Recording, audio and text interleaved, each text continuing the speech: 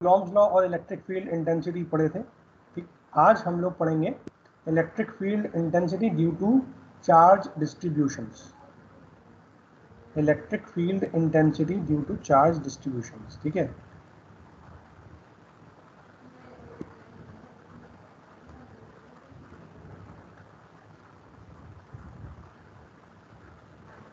अब charge distribution से मतलब क्या है आपका? देखो, जरूरी नहीं है कि हम हर बार जब भी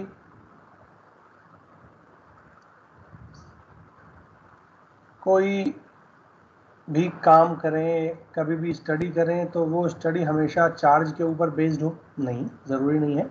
वो चार्ज डिस्ट्रीब्यूशन के ऊपर भी बेस्ड हो सकती है। तो चार्ज डिस्ट्रीब्यूशन क्या है? एक तरीके से एक ऐसा अरेंजमेंट जिसमें हमने चार्ज को डिस्ट्रीब्यूट कर दिया थ्रू आउट, चाहे वो लेंथ हो, चाहे वो सरफेस हो, या चाहे वो वॉल्यूम हो। There may be a possibility कि हम throughout the length, throughout the volume, throughout the surface uniformly distribute करें या नॉन यूनिफॉर्म डिस्ट्रीब्यूशन हम अपने चार्ज का करें। तो हम अपने इस सब्जेक्ट में स्टडी के लिए हम देखेंगे कि हमने यूनिफॉर्म चार्ज डिस्ट्रीब्यूशन के केस में कैसे इलेक्ट्रिक फील्ड इंटेंसिटी के एक्सप्रेशंस को डिराइव करना है, कैसे उन पर्टिकुलर फॉर्मूलों को डिराइव करना है जो कि इलेक्ट्रिक फील्ड इंटेंसिटी से रिलेटेड है अलग अलग चार्ज डिस्ट्रीब्यूशंस के लिए। तो मैं चार्ज डिस्ट्रीब्यूशन को मेंशन करना चाहूँगा। एक है जिसको हम बोलते हैं लाइन चार्ज। अगर मैंने चार्ज को एक लाइन के ऊपर डिस्ट्रीब्यूट कर दिया है ना, देयर इज अ पॉसिबिलिटी कि मैं सरफेस के ऊपर अपने चार्ज को डिस्ट्रीब्यूट कर दूं यूनिफॉर्मली। और तीसरी पॉसिबिलिटी हो सकती है कि मैं अपने वॉल्यूम के ऊपर यूनिफॉर्मली डिस्ट्रीब्यूट कर दूं अपने चार्ज को। ठीक है, तो ये तीन कंडीशंस हैं इलेक्ट्रिक फील्ड इंटेंसिटी को अलग अलग चार्ज डिस्ट्रीब्यूशन के फॉर्म में स्टडी करने के लिए। तो to begin with we'll start the electric field intensity due to line charge distribution. But before start the derivation, हमें पता होना चाहिए कि लाइन चार्ज, सरफेस चार्ज और वॉल्यूम चार्ज बेसिकली है क्या, है ना। अब मेरे पास टोटल चार्ज था Q। ठीक, अगर मैं उसको लाइन चार्ज, लाइन के ऊपर डिस्ट्रीब्यूट कर दूं यूनिफॉर्मली, है ना, तो सपोज मैं बोल रहा हूं कि मैंने अपने चार्ज को पर यूनिट लेंथ डिस्ट्रीब्यूट कर दिया। ठीक, तो वो क्या है? Uniform line charge density, that is rho L. This is known as uniform line charge density. अगर मैंने अपने चार्ज को यूनिफॉर्मली डिस्ट्रीब्यूट कर दिया तो हम बोलेंगे यूनिफॉर्म लाइन चार्ज डेंसिटी। और अगर यूनिफॉर्म नहीं करा है, किसी एक पर्टिकुलर सेगमेंट में ज़्यादा है, तो वो automatically non uniform line charge density हो जाएगी। तो अगर वो एक्स वाई जेड का फंक्शन है या रो फाई जेड का फंक्शन है, किसी एक पर्टिकुलर कोऑर्डिनेट का फंक्शन है, तो वो यूनिफॉर्म नहीं रहा, वो नॉन यूनिफॉर्म हो गया। अगर इर्रिस्पेक्टिव ऑफ कोऑर्डिनेट अगर उसका डेंसिटी सेम है, तो वो यूनिफॉर्म लाइन चार्ज डेंसिटी हो जाएगा। अगर मैं रो एस की बात करूं, तो आप मुझे बताओ, रो दैट इज चार्ज डेंसिटी, है ना, एल लगा दिया मैंने तो लाइन चार्ज हो गया, एस लगा दिया तो सरफेस चार्ज हो गया। यहाँ पर सरफेस टोटल चार्ज मेरा था क्यू, और अगर मैं क्यू पर अपन यूनिट सरफेस एरिया डिवाइड कर दूं, है ना, तो ये हो जाएगा uniform surface charge density. Sir ये जो ऐसे ही एस है अगर मैं सरफेस एरिया है रो ना। वी की बात करूं, तो रो वी क्या हो जाएगा? Rho V will be Q divide by volume. ठीक है, and that will be uniform volume charge density. ठीक है, ये तभी है जब मैं मान के चल रहा हूं कि इर्रिस्पेक्टिव ऑफ कोऑर्डिनेट सिस्टम्स मैंने अपने चार्ज को यूनिफॉर्मली डिस्ट्रीब्यूट कर दिया, चाहे तो लाइन के ऊपर, चाहे तो सरफेस के ऊपर, चाहे तो वॉल्यूम के ऊपर। अब अगर इन तीनों अरेंजमेंट्स में से मुझे अगर अपना चार्ज निकालना हो, तो चार्ज निकालने के लिए Q that can be equal to integration of line charge density along with line। तो रो L D L that will B charge. अगर मुझे सरफेस के लिए निकालना हो तो दैट विल बी, यहाँ पर आ जाएगा लाइन चार्ज एल के अलोंग, है ना, तो यहाँ पर आ जाएगा surface charge along the surface, surface integration कर देंगे हम। और अगर मुझे वॉल्यूम के करस्पॉन्डिंग चार्ज निकालना हो तो हो जाएगा वॉल्यूम के along integration, volume integration rho V D V. ठीक है, ये तो तीनों ही कंडीशंस में मेरे को total charge associated with particular arrangement, ये मुझे मिल जाएगा। ये तीनों ही एक्सप्रेशंस बेसिकली मुझे क्या देंगे, चार्ज देंगे, क्यू देंगे।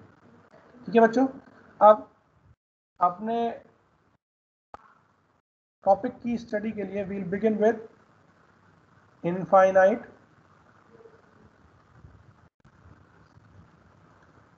Line charge.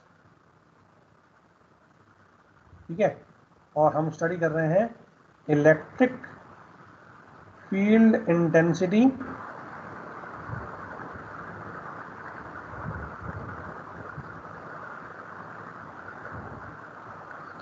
Due to infinite line charge. पहला कंडीशन है हमारा, पहला केस है इनफाइनाइट लाइन चार्ज की। ठीक है, इनफाइनाइट लाइन चार्ज के लिए क्या मतलब कि अगर मैं अपने फील्ड की स्टडी करूं तो एक मेरे पास लाइन चार्ज कुछ ऐसा है जो कि इनफाइनाइटली लॉन्ग है ना। आप लोगों को आवाज आ रही है ना, और ये डिस्प्ले हो रहा है बिल्कुल साफ साफ? Yes sir. Yes sir.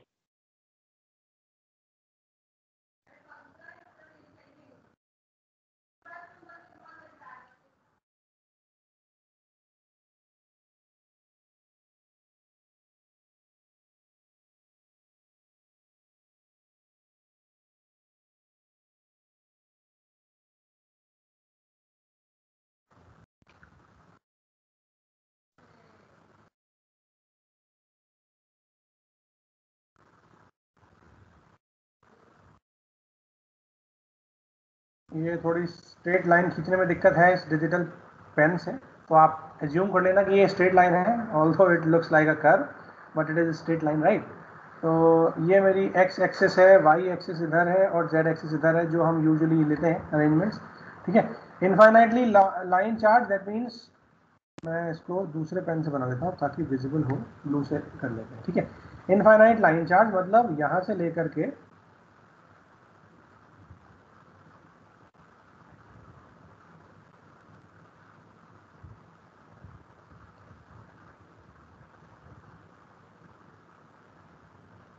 पूरे लाइन पर,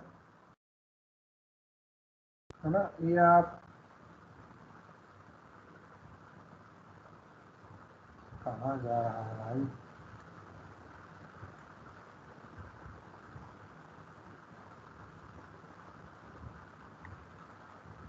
पूरे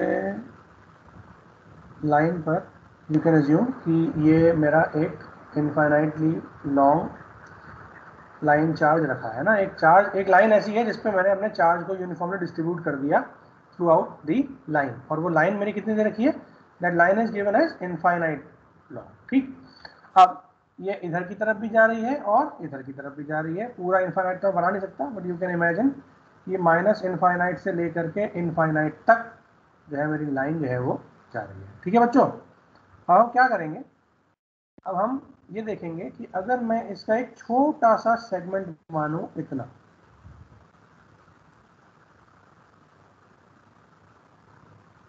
ठीक है, एक छोटा सा सेगमेंट है, और ये छोटा सा सेगमेंट जो है इसको बोलते हैं हम डी जेड। डी जेड क्यों, क्योंकि जेड डायरेक्शन में मैंने अपनी लाइन चार्ज रखा है, तो जेड डायरेक्शन में ही जो इंक्रीमेंटल लाइन है वो कितनी है, for example it is D Z. इसके कोऑर्डिनेट, सपोज इस पॉइंट पर, इस पॉइंट पर, है ना, इस पॉइंट पर अगर मैंने लाइन चार्ज रखा है तो उसके कोऑर्डिनेट कितने हैं, फॉर एग्जांपल एक्स भी 0 है, वाई भी 0 है, और जेड की वैल्यू फॉर एग्जांपल मैंने बोली यहाँ पर जेड डैश। ठीक है, जेड डैश डिस्टेंस पर इसकी वैल्यू कितनी है, लाइन चार्ज रखा है, और उस की इंटेंसिटी कितनी है, that intensity is rho L, uniform line charge density is rho L. ठीक है, तो अगर मुझे इस पर्टिकुलर सेगमेंट का चार्ज निकालना हो तो मैं कैसे निकाल सकता हूं, डिफरेंशियल अमाउंट ऑफ चार्ज है ना, तो उसको हम लिखेंगे D Q, and that D Q will be equal to what, D Q is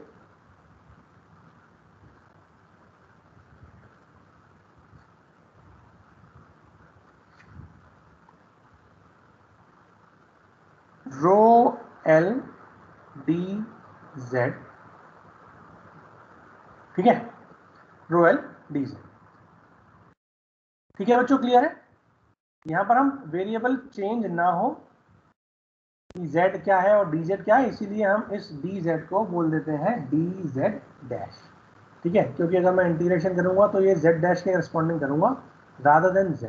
ठीक है, इसलिए मैंने इसको लिख लिया dz डैश। तो ये मेरा इंक्रीमेंटल चार्ज हो गया इस इतने से एरिया का, इतने एरिया का चार्ज कितना हो गया, वो हो गया मेरा रो एल डी जेड डैश। ठीक है, अब चूंकि ये इंक्रीमेंटल चार्ज है, बच्चों आवाज आ रही है ना आप लोगों को? Yes sir. समझ में आ रहा है, दिख रहा है ना साफ साफ? Yes sir. Yes sir. Yes. ठीक है, तो इंक्रीमेंटल चार्ज है ये। तो अगर इस इंक्रीमेंटल चार्ज जिसकी डायमेंशन बहुत छोटी है, क्या मैं इसको एक पॉइंट चार्ज कंसीडर कर सकता हूं? Can be considered as a point charge,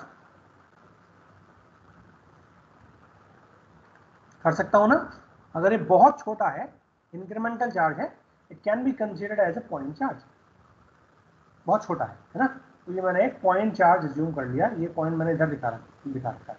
ठीक है, let us draw it with this red colour. ठीक, ये मेरा जो रेड कलर का है ये एक पॉइंट चार्ज है। ठीक है, अब मुझे अपनी सिंप्लिसिटी के लिए फील्ड कैलकुलेट करनी है, और फील्ड कैलकुलेट करने का जो पॉइंट है वो ये है। सपोज वाई एक्सिस पर मुझे फील्ड कैलकुलेट करनी है और ये पॉइंट मेरा पी है। ठीक है, तो क्या करूंगा मैं, इस पॉइंट से इस पॉइंट को मिला दूं, तो ये क्या होगा मेरा, ये फील्ड होगा। जैसे हमने फील्ड कैलकुलेट करा है, कैसे ऐसे तो करते थे फील्ड कैलकुलेट। फील्ड कैलकुलेट करने के लिए हम क्या करते थे, इस पॉइंट, इस चार्ज को जिस पर्टिकुलर पॉइंट पर मुझे फील्ड कैलकुलेट करनी है, इस पॉइंट पर फील्ड कैलकुलेट करनी है, उस पॉइंट से मैंने मिला दिया और उसको एक्सटेंड कर दिया। तो ये डायरेक्शन मुझे क्या देगी, ये डायरेक्शन मुझे फील्ड की डायरेक्शन देगी, ई होगा इस डायरेक्शन में।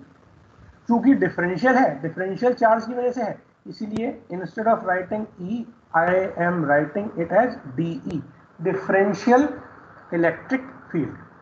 ठीक है बच्चों, क्लियर है? जल्दी बोलो हाँ या ना। Yes sir. ठीक, ठीक है, ठीक है, वेरी गुड।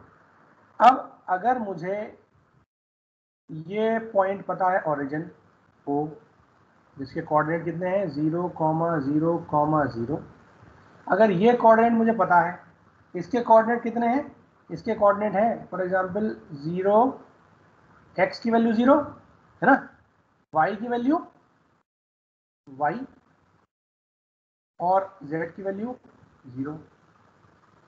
ठीक है, अगर मैं ये पॉइंट कहीं पे भी लेता ऐसे कि ये एक्स वाई प्लेन में ही रहता, तो इस y को मैं क्या लिख सकता हूं, इस y को मैं लिख सकता हूं कुछ भी, x भी कुछ भी हो सकता है, बट x और y सच दैट ये x और y मिलकर के क्या बना रहे हैं, एक रो बना रहे हैं। तो instead of writing this as 0y0, I can choose to write it as rho phi यानी 0, z यानी 0, या फाई कुछ भी हो सकता है, रो कॉमा फाई कॉमा 0। ठीक है, क्योंकि अगर x और y कुछ ऐसे चेंज हो रहा है कि वो एक रो मुझे बना रहा है, तो ऑटोमेटिकली फाई भी होगा। तो मैंने रो फाई और 0 लिख लिया। अब आप मुझे बताओ, अगर मुझे ये वाला वेक्टर निकालना हो, और मैं पेन चेंज कर लेता हूँ, this vector, if I want to determine this vector, ये ग्रीन कलर वाला वेक्टर मुझे निकालना है फॉर एग्जाम्पल। ठीक है, ये वेक्टर अगर मुझे निकालना है तो ये क्या होगा, और अगर मुझे ये वाला वेक्टर निकालना हो, दूसरा ग्रीन जो कि ऊपर की तरफ है,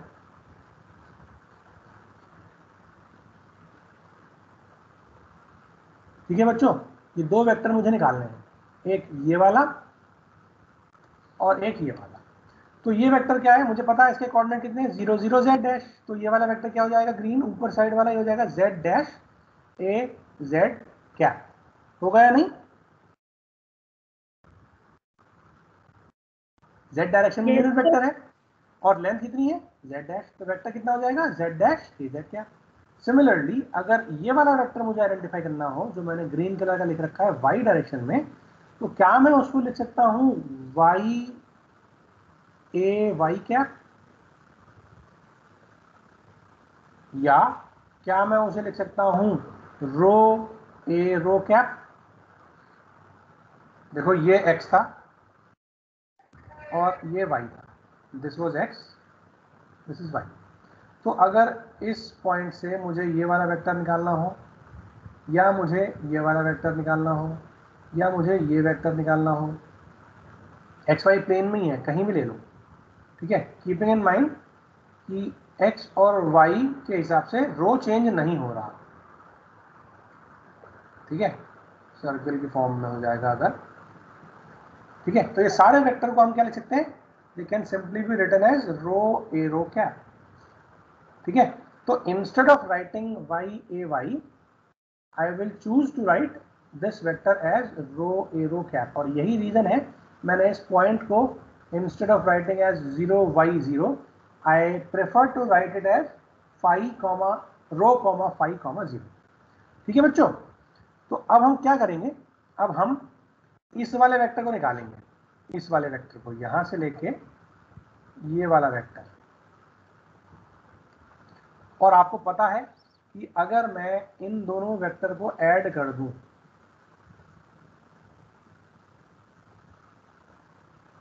है ना, तो होगा क्या, ये वाला वेक्टर प्लस ये वाला वेक्टर इक्वल टू ये वाला वेक्टर आएगा। यानी अगर मैं यहां पर एक इक्वेशन लिखूं z डैश ए Z cap plus plus suppose ये वेक्टर है r, ये वाला वेक्टर है r, इक्वल टू कितना हो जाएगा, ये इक्वल टू हो जाएगा रो ए rho cap. Simple vector addition वाला फॉर्मूला लगाया है मैंने यहाँ, ठीक। तो अगर मुझे r वेक्टर निकालना हो तो can I write it r vector as rho A rho cap minus z dash A Z cap. जल्दी से बताओ, कर सकते हैं क्या, भूमिका लिख सकते हैं ऐसा? Yes, sir. है ना, सिंपल वेक्टर एडिशन लगाया मैंने, तो we can easily write r vector as rho A rho minus z dash A z dash, z dash A Z cap, sorry. उसके बाद हम क्या करेंगे, अब हम इसको थोड़ा सिंप्लीफाई करेंगे। अगर मुझे इस पॉइंट से, इस वाले पॉइंट से इस पॉइंट पर फील्ड निकालनी है, P पॉइंट पर फील्ड निकालनी है, इस Z डैश वाले पॉइंट से इस पॉइंट पर फील्ड निकालनी है, तो मुझे क्या फॉर्मूला लगाना पड़ेगा, DE डिफरेंशियल फील्ड कितनी होगी बताओ।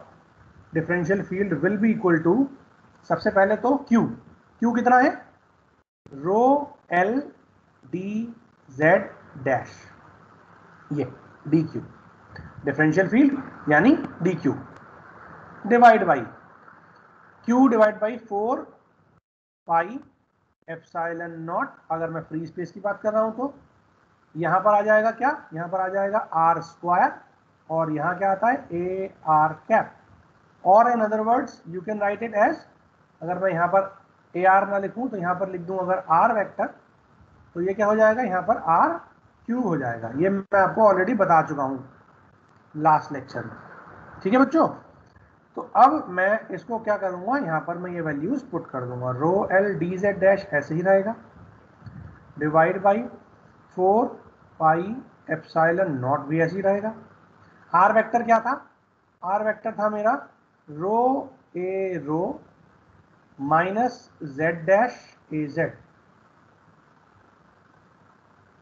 डिवाइड बाई, अगर मुझे इस वेक्टर का मैग्नीट्यूड निकालना हो तो क्या होगा, ए रो स्क्वायर प्लस ए जेड स्क्वायर, यानी रो स्क्वायर प्लस जेड स्क्वायर का अंडर रूट, और उसकी पावर 3 मुझे यहां लिखनी है, तो ये क्या हो जाएगा, this will be rho square plus z dash square का अंडर रूट और उसकी पावर 3, मतलब उसकी power 3/2, that will be what, that will be d E vector, ठीक है, ये समझ आया। डी वेक्टर क्या हो जाएगा, d vector will be simply equal to what,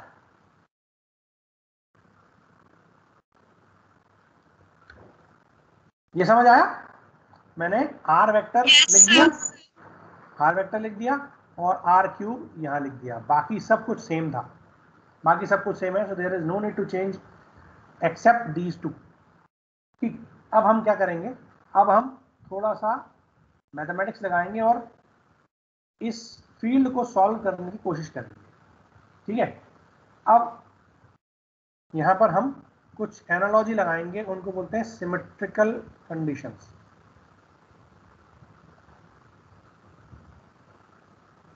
और सिमेट्रिकल कंडीशंस मुझे क्या बताएंगी, सिमेट्रिकल कंडीशंस मुझे ये बताएंगी कि कौन कौन से कंपोनेंट के साथ ये फील्ड मेरी वेरी नहीं होगी और कौन कौन से कंपोनेंट इस इलेक्ट्रिक फील्ड के अंदर रहेंगे।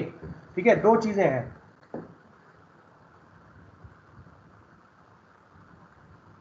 ई वेक्टर में कौन कौन से कंपोनेंट्स होंगे, एक्स वाई जेड,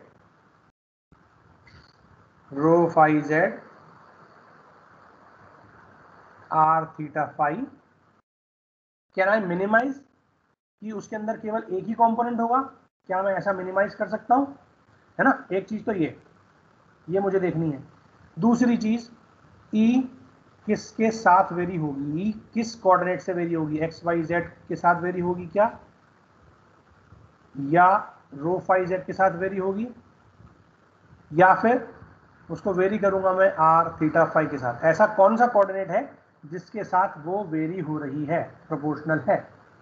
ठीक है, अब आप मुझे बताओ, अगर मैं इस फील्ड को देखूं, इस फिगर को देखूं, तो इस फिगर में क्या आप ये बता सकते हो मुझे, इनफाइनाइट लॉन्ग एक मेरा लाइन चार्ज है, माइनस इनफाइनाइट से लेकर के इनफाइनाइट तक जा रहा है। ठीक है, अगर मैं जितनी ऊपर, ऑरिजिन से जितनी ऊपर एक पॉइंट ले रहा हूं z डैश, उतनी ही नीचे अगर एक पॉइंट ले लूं, उतना ही बड़ा इंक्रीमेंट, है ना?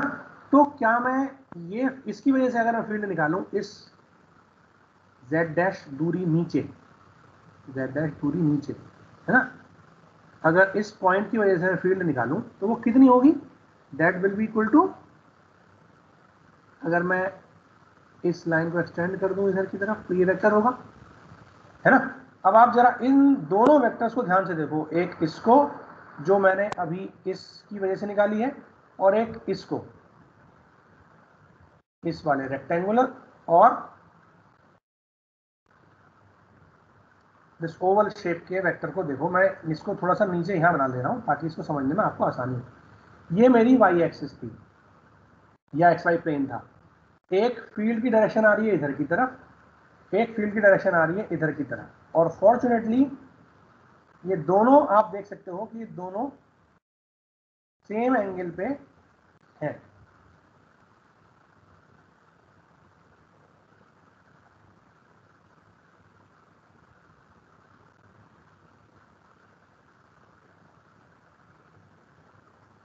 ठीक है बच्चों, ये जो इलेक्ट्रिक फील्ड की डायरेक्शन है और ये जो इलेक्ट्रिक फील्ड की डायरेक्शन है, ये दोनों सेम एंगल पे है। क्यों? क्योंकि जितनी दूरी ऊपर से ये फील्ड आ रही है, उतनी दूरी नीचे से ये वाली फील्ड आ रही है। ठीक है, तो अगर आप इस फील्ड को दो कंपोनेंट में रिजॉल्व करो, एक z एक्सिस की तरफ और एक y एक्सिस की तरफ, और अगर आप इस वाली फील्ड की वजह से देखो तो एक z एक्सिस की तरफ और एक y एक्सिस की तरफ। आप ध्यान से देखो, अगर मैं इसको और इसको देखता हूं रेड कलर में, ये जो मैंने राउंड शेप में दिखाया है, तो दोनों का डायरेक्शन ऑपोजिट है और मैग्नीट्यूड सेम है। That means they will cancel out each other, ये हर एक को अपने आपस में ये दोनों कैंसिल हो जाएंगे, और जो डायरेक्शन आएगी वो आएगी केवल और केवल इधर, क्योंकि इसकी डायरेक्शन भी इधर की तरफ है और इस वाले की डायरेक्शन भी इधर की तरफ है, तो ये दोनों एड अप हो जाएंगे, है ना? और वो रिजल्टेंट डायरेक्शन किधर होगी, वो रिजल्टेंट डायरेक्शन होगी वाई में। अगर इस फिगर में देखूं या अगर मैं एक्स वाई प्लेन में देखूं तो it will be in the direction rho, यानी जो मेरा ई फील्ड का वेक्टर है ना, ई का वेक्टर है, वो केवल और केवल किस डायरेक्शन में होगा, रो डायरेक्शन में होगा। या आप बोल दो x और y में होगा, z में नहीं होगा। क्यों? क्योंकि z वाले कंपोनेंट ऊपर और नीचे वाले कैंसिल आउट हो गए। क्लियर हो रहा है बच्चों या नहीं?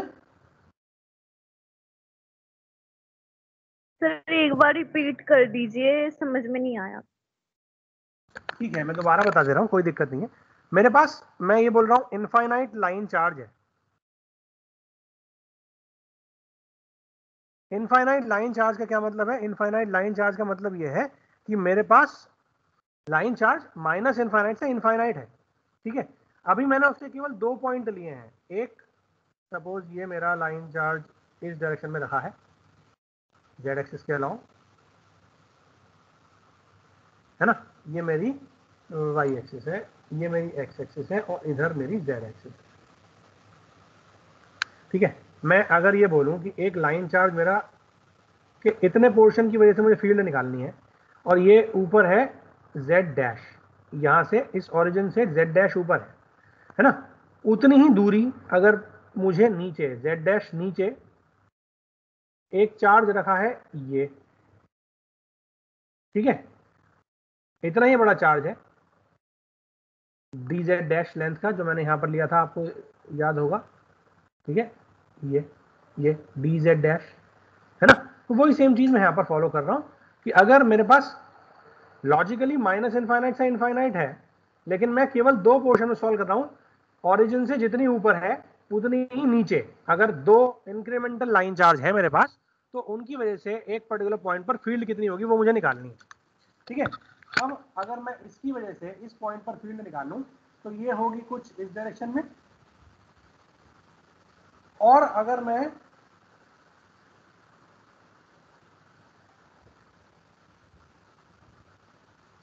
इस लाइन चार्ज, इस पॉइंट की वजह से, इस लाइन चार्ज के इस पर्टिकुलर पॉइंट की वजह से इस पर्टिकुलर पॉइंट पर फील्ड निकालूं, है ना, तो ये क्या होगा, ये कुछ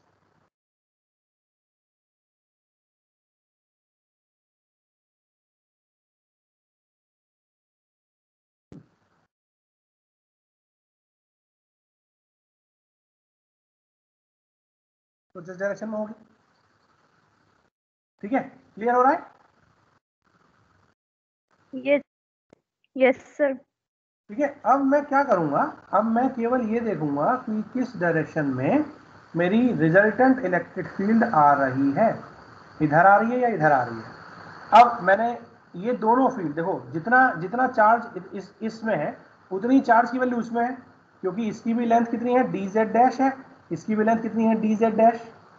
यूनिफॉर्म लाइन चार्ज डेंसिटी है ना, थ्रू आउट द लाइन कितना है, रो एल है। तो अगर इसके अंदर चार्ज है मेरा रो एल डी जेड डैश, तो इसके अंदर भी मेरा चार्ज कितना होगा, रो एल डी जेड डैश होगा। अगर इस पॉइंट चार्ज की वजह से फील्ड निकालूं, इस पॉइंट चार्ज की वजह से फील्ड निकालूं, तो फील्ड का मैग्नीट्यूड सेम होगा, क्योंकि देखो ये डिस्टेंस सेम है, ये डिस्टेंस सेम है, तो ये वाली डिस्टेंस भी सेम होगी आर, और ये वाली भी आर होगी, है ना, बोलो, ये डिस्टेंस भी आर होगी। ये डिस्टेंस अगर सेम है, ये डिस्टेंस सेम है, तो सिमेट्रिकल ट्राइंगुलर से, ट्राइंगुलर कॉन्सेप्ट से हम ये निकाल सकते हैं कि ये डिस्टेंस आर होगी तो ये भी आर होगी, है ना। अब अगर आर डिस्टेंस सेम है तो क्या मैं बोल सकता हूँ, Q divide by 4 pi epsilon naught r square a r cap. अगर मैं इस ए आर कैप को भूल जाऊं थोड़ी देर के लिए, तो क्यू सेम है, 4 पाई एप्सिलॉन नॉट कॉन्स्टेंट है, आर भी सेम है, तो क्या मेरी फील्ड इसकी वजह से भी सेम होगी, इसकी वजह से भी सेम होगी, होगी ना। Yes sir. तो अगर अब मैं इन दोनों, अब ये वेक्टर है एक्चुअल में, तो इन वेक्टर के कंपोनेंट्स को रिजॉल्व कर लूं मैं, और वेक्टर के कंपोनेंट को रिजॉल्व करने के लिए मैंने एक सिंपल सा डायग्राम मैंने आपको यहाँ बना करके दिखाने की कोशिश करी कि अगर एक फील्ड यहां से ऐसे आ रही थी और एक फील्ड यहां से ऐसे जा रही थी, है ना, तो मैंने क्या करा, मैंने इन फील्ड्स को 2 कंपोनेंट में रिजॉल्व कर लिया, z और x में, है ना, तो ये सेम हो जाएगा। ऐसे ही अगर मैं इसको इसमें और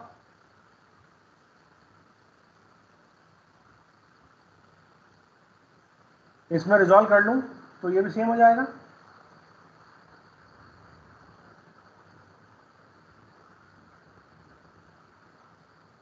ठीक है ना। सिमेट्रिकल पैरेललोग्राम वाले मेथड से देख सकता हूँ। तो ये मेरा एक्चुअल वेक्टर था, ये वाला वेक्टर और ये वाले वेक्टर एक्चुअल थे, लेकिन मैंने उनको इसमें और इसमें और इसमें और इसमें कन्वर्ट कर दिया। अब देखो ये वाले वेक्टर दोनों ऑपोजिट डायरेक्शन में है, कैंसिल आउट हो जाएंगे, ये दोनों कैंसिल आउट हो जाएंगे, मैग्नीट्यूड सेम है, same magnitude but opposite direction.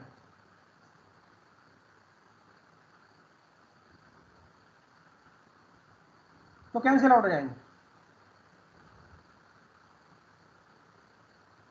यानी मेरी ई फील्ड का कोई component E Z A Z cap में नहीं होगा, कभी भी नहीं हो सकता। क्यों?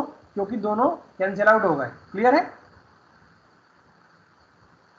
Yes sir. आया ना? लेकिन अगर आप इसको देखो, इसका कंपोनेंट ये वाला देखो और इसका कंपोनेंट ये वाला देखो, रेड से कर दे रहा हूं मैं, इसका ये वाला कंपोनेंट देखो आप और इसका ये वाला कंपोनेंट देखो, तो ये दोनों सेम डायरेक्शन में है, तो ये दोनों सेम डायरेक्शन में है, सेम डायरेक्शन मतलब दे विल ऐड अप।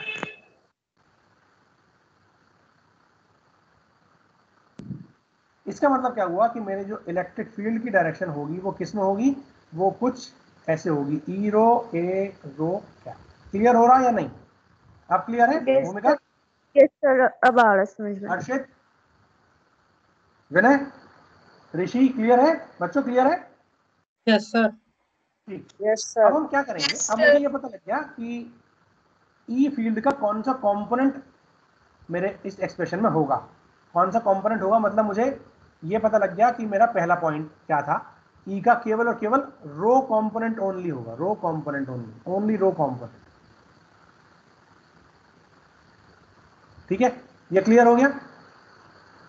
दूसरा पार्ट है कि वो किसके साथ वेरी हो रही है। अब ध्यान से देखो, अगर मैं फील्ड इस पॉइंट पे निकाल रहा हूं तो आर यहां से यहां तक इतनी है, अगर मैं इस पॉइंट पर निकालूं तो आर कुछ बढ़ जाएगी,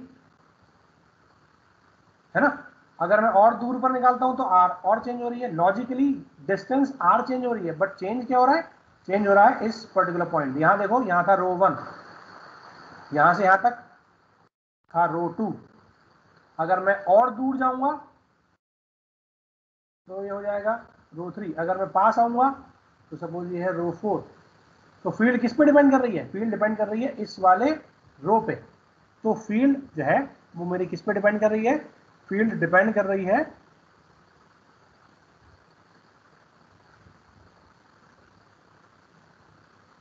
the point at which I am calculating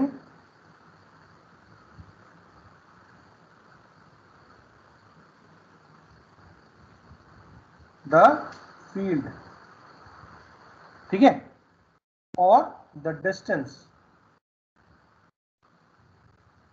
from line charge to point, उस पॉइंट तक और लाइन चार्ज की डिस्टेंस। लेकिन ये डिस्टेंस ऐसी नहीं, ये डिस्टेंस जो है वो क्या है, मिनिमम डिस्टेंस। मिनिमम डिस्टेंस मतलब आप ध्यान से देखो, the field does not depend on R, the field will depend on rho, है ना। क्लियर है? Field doesn't depend upon R, इस वाले आर पे डिपेंड नहीं कर रही है, इस वाले पे डिपेंड नहीं कर रही है, फील्ड किस पे डिपेंड कर रही है, बट ऑन रो, रो पर डिपेंड कर रही है फील्ड। इसका मतलब मेरा फील्ड जो है वो वेरी होगी रो के साथ, और फील्ड का केवल ई रो कंपोनेंट ही होगा, ये मुझे निकालना है। तो ये दो चीजें इन सिमेट्रिकल कंडीशन से, ये सिमेट्रिकल कंडीशन मैंने यहाँ लिखी थी, इन सिमेट्रिकल कंडीशन से मुझे ये दो चीजें पता लग गई कि मेरा ई फील्ड रो का फंक्शन है ना, और केवल रो कंपोनेंट ही मेरे इस फील्ड का है। अब आप जरा इस फिगर में इस एंगल को बोल दो कि ये एंगल मेरा है थीटा, ठीक है। सोच लें, समझ लें, इस एंगल की वैल्यू कितनी है, थीटा। तो आप जरा ध्यान से देखो, मैं कौन सा कलर लूं, मार्कर ले लो, ठीक है। दिस इज थीटा, दिख ही नहीं रहा ये तो, ठीक है, ब्लू ले लेते हैं। This is theta. नाउ अगर ये एंगल थीटा है तो क्या मुझे ये पता लग सकता है कि इस R और Z में और रो में क्या रिलेशन है। मैं इस फिगर को थोड़ा सा नीचे और अच्छे से दोबारा बना देता हूँ ताकि आपको कंफ्यूजन ना हो कि मैं क्या कह रहा हूँ।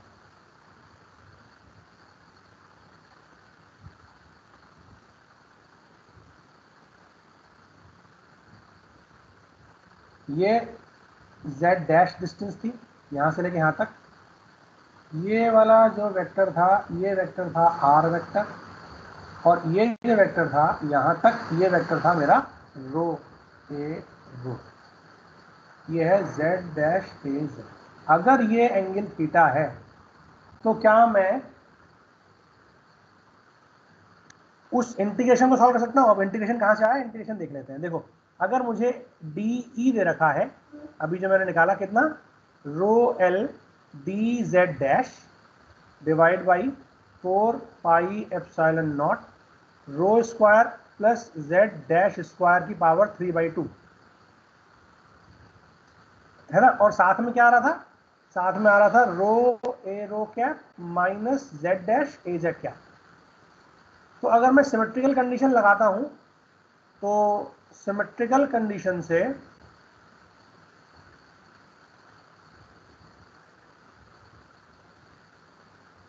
I can find that DE will be equal to what? DE will be rho L dz dash divided by 4 pi epsilon naught rho square plus z dash square का पावर 3/2, ठीक है। और देखो ये वाला चीज गायब हो जाएगी, क्यों? क्योंकि मुझे पता लग गया कि इसके अंदर केवल और केवल रो वाला वेक्टर है, z वाला है ही नहीं। तो मैं उसको लिख सकता हूं यहाँ पर रो ए रो कैप, ठीक है। सिमेट्रिकल कंडीशंस को यूज करके मैं यहाँ पर ये लिख सकता हूँ। इसीलिए मैंने यहाँ पर लिखा d E rho equal to कितना, ये गायब कर दो, वेक्टर हटा दिया मैंने, केवल मैग्नीट्यूड लिया। तो ये कितना आ गया, ये आ गया rho L D z dash divide by 4 pi epsilon naught rho square plus z dash square power 3/2। और ये कितना हो जाएगा, दिस विल बी, जल्दी बताओ, दिस विल बी सिंपली रो, ठीक है।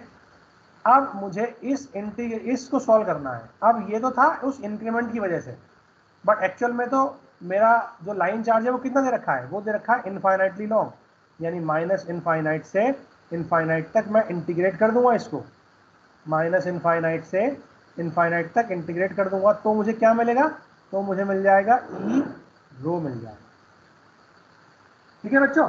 तो मैं इसको सॉल्व करूंगा, ई रो मुझे मिल जाएगा इस पर्टिकुलर इंटीग्रेशन के को सॉल्व करने के बाद, ठीक है। अब जरा आप ध्यान से देखो, इसमें एक तो आप रो एल कॉन्स्टेंट है, बाहर निकाल लो, 4 पाई एप्सिलॉन नॉट ये कॉन्स्टेंट है, आप इनको बाहर निकाल लो, ठीक है। बचा क्या, बचा माइनस इनफाइनाइट से infinite rho d z dash divide by rho square plus z dash square की पावर 3/2, ठीक है बच्चों, ये बचा। अब अगर आप इस फिगर को देखो, इस वाले फिगर को, ठीक है, तो अगर मैं बोलूं कि z और r में क्या रिलेशन है, तो आप बता सकते हो मुझे z और r में क्या रिलेशन है। tan थीटा इस इमेज के अंदर क्या हो जाएगा, will be equal to rho divide by z dash, हाँ या ना, चलिए बताओ, हो जाएगा ना, कोई दिक्कत? Yes sir. कोई दिक्कत है नहीं, ठीक है।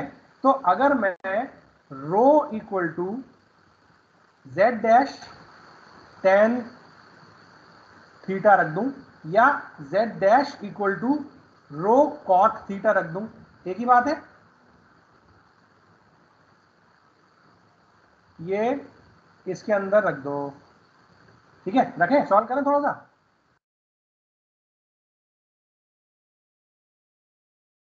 ये किसकी वैल्यू है, that will be the value of E row.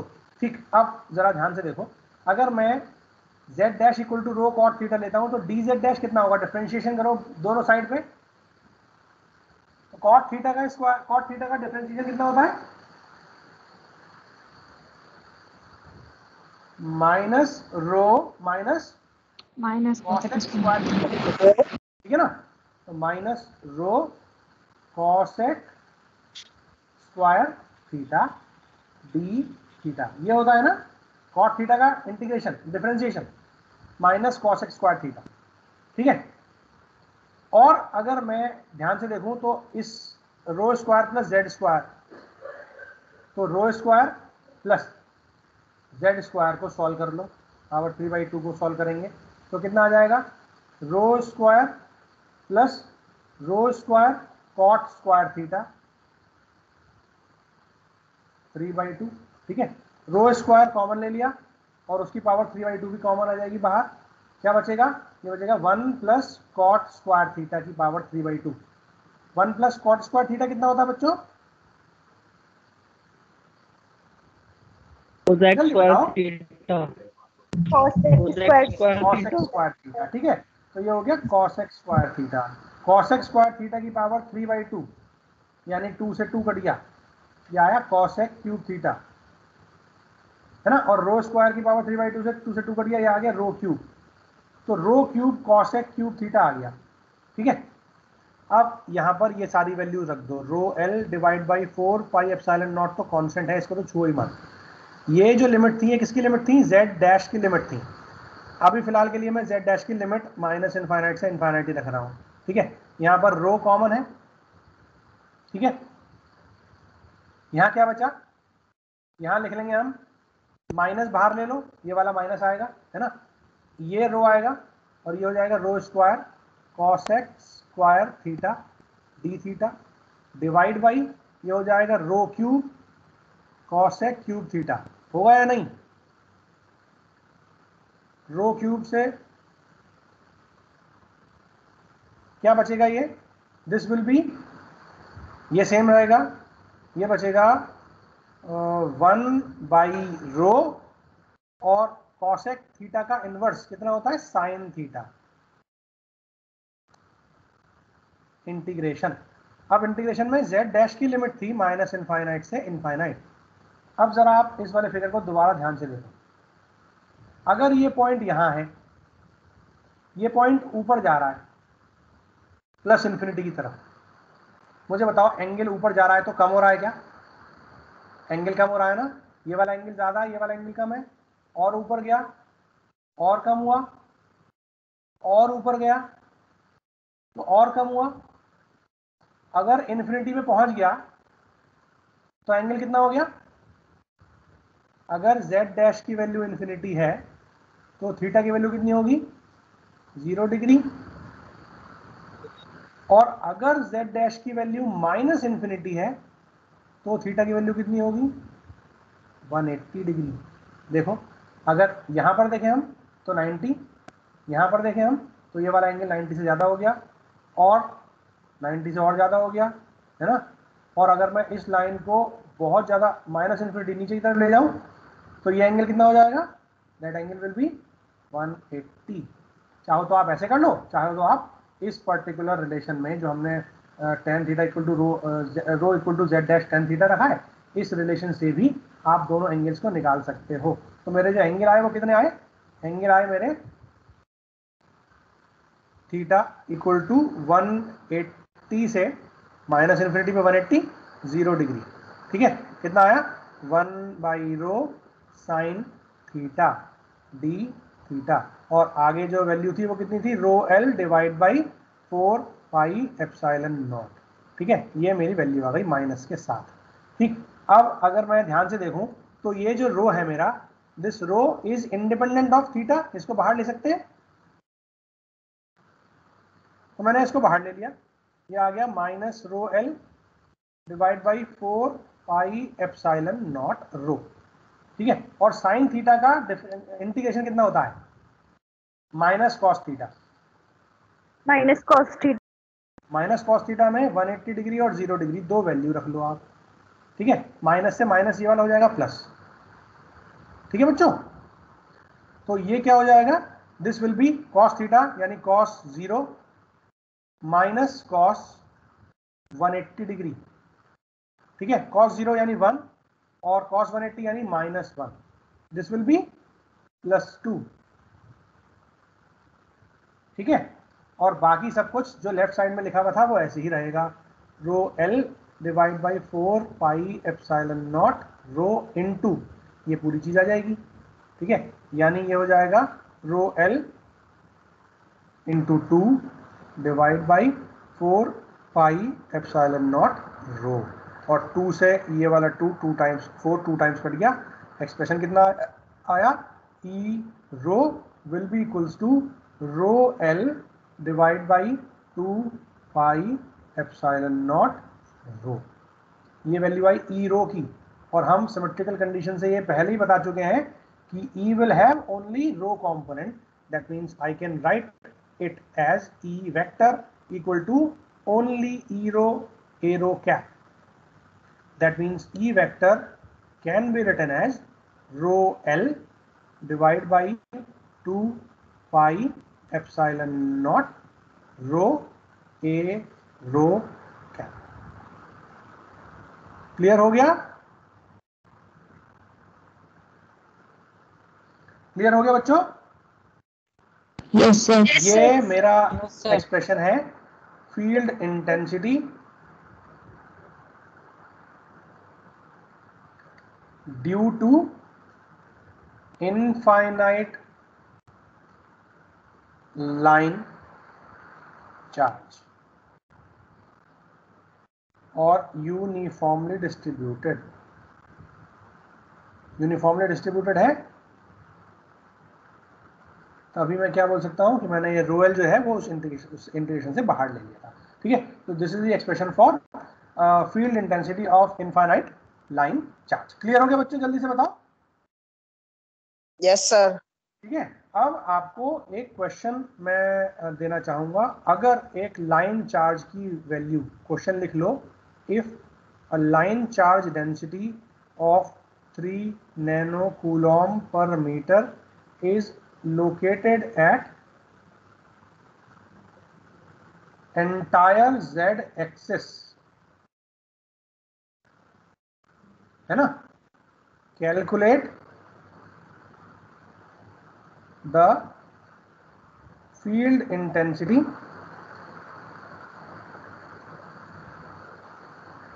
at point P, और उसके कोऑर्डिनेट कितने दे रखे हैं आपको, उसके कोऑर्डिनेट आपको दे रखे हैं, x की वैल्यू है आपका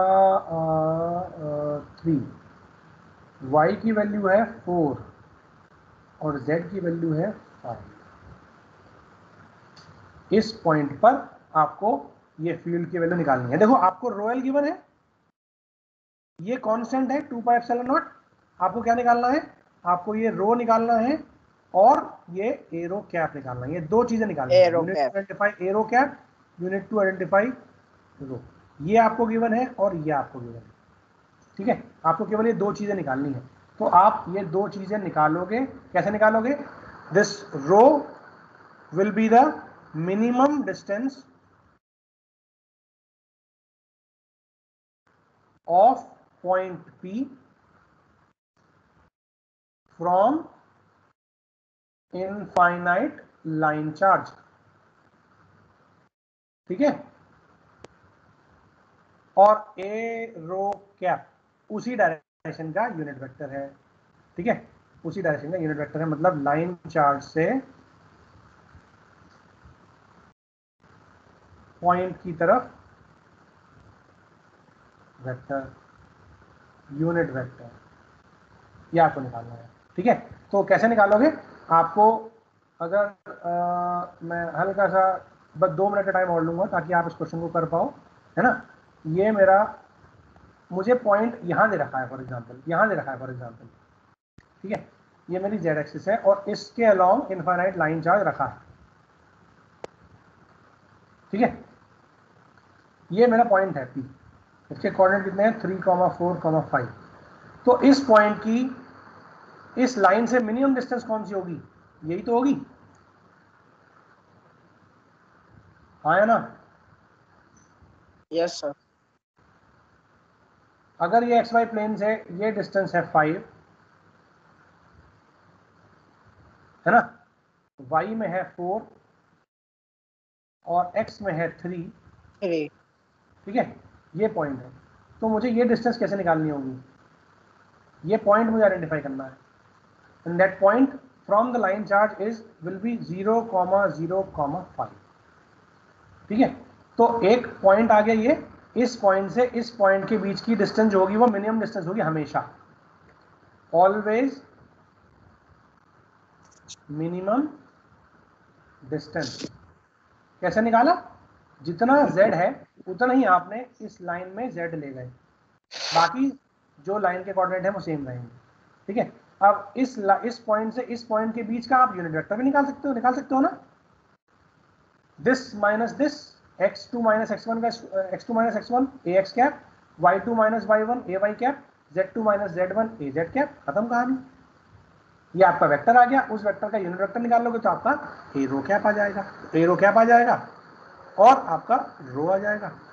ये दोनों वैल्यूज आप उस एक्सप्रेशन के अंदर पुट कर दोगे, इस वाले एक्सप्रेशन में, इस वाले एक्सप्रेशन में, इसके अंदर, तो आपका आंसर आ जाएगा।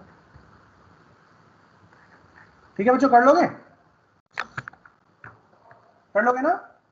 Yes sir. Yes sir. चलो ठीक है, अब मैं आप लोगों की अटेंडेंस ले लेता हूँ, इस सेशन को करते हैं बंद। बाकी जो